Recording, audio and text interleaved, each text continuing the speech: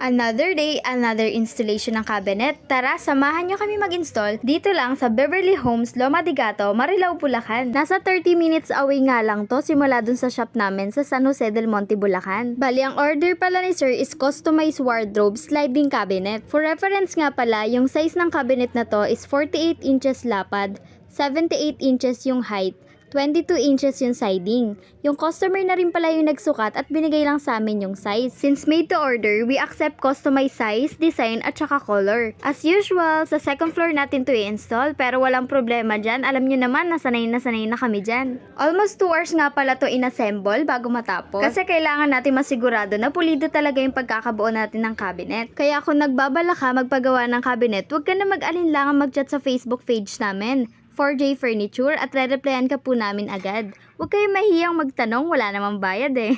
Char. Onting kembot na lang, malapit na rin tong matapos. Yung materials po natin is marine plywood laminated with vinyl wrap finish. Kaya iwas anay, iwas bukbok, at kahit mabasa to, hindi to lumulobo. Nililinisan na rin po namin pala yung cabinet para magamit nyo na agad. Thanks God, natapos din.